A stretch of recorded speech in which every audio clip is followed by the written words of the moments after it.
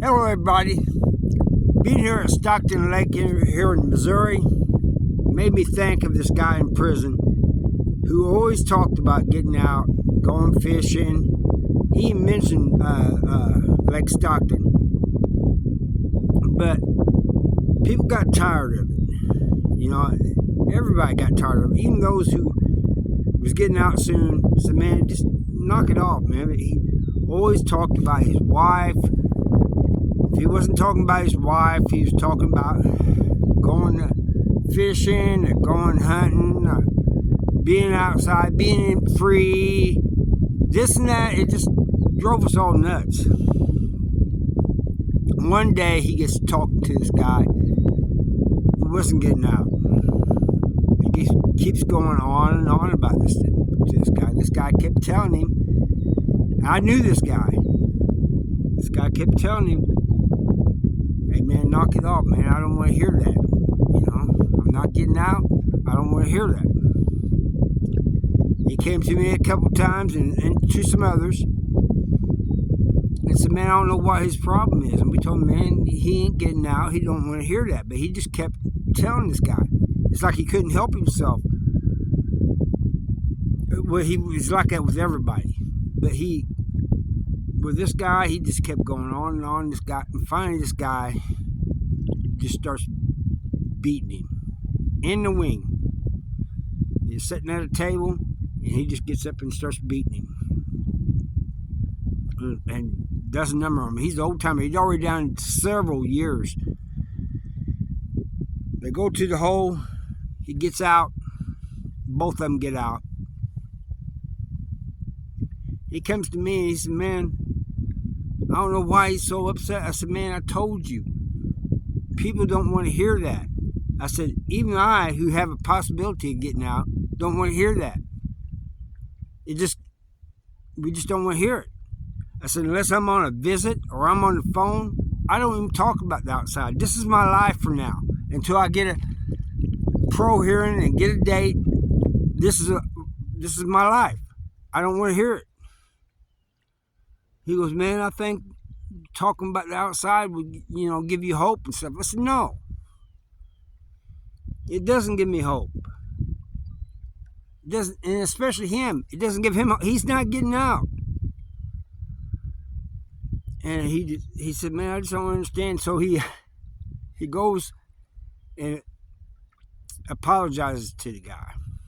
He said, "Man," he finally gets a chance to apologize to him. He said, "Man, I apologize to you, man. I'm sorry. I just thought that talking about the outside would help you." He goes, "How's it going to help me when I'm not getting out?" And so he said, Harvey kind of explained that to me too, but he said, I just don't get it. And the guy goes, "We don't want to hear that. Thinking about that."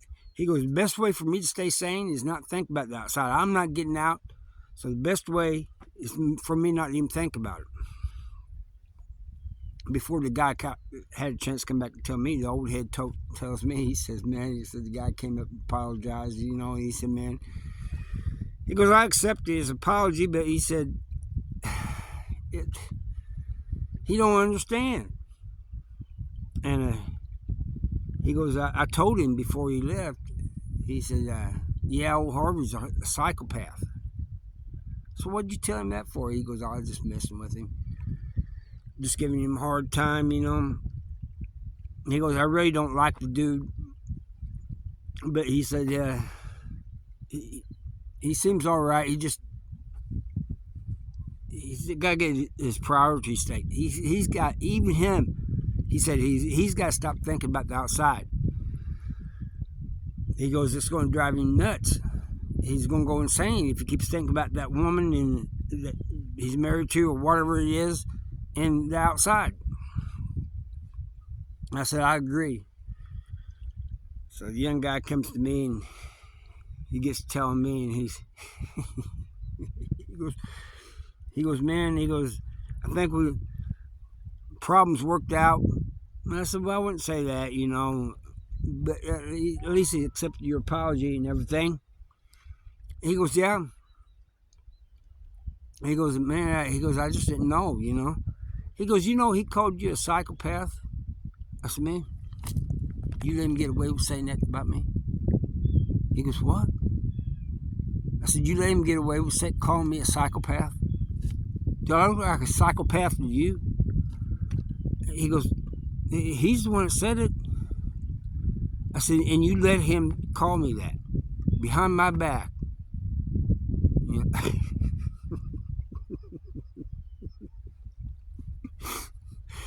He goes, man, well, that's between you and him.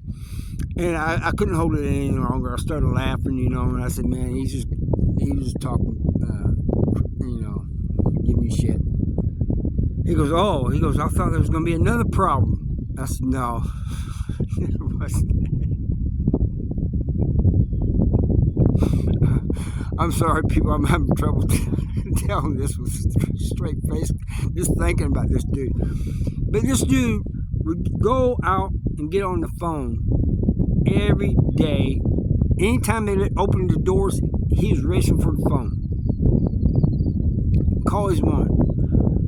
I can understand that. I really can. The problem, nothing against strippers or anything, but his woman was one of those.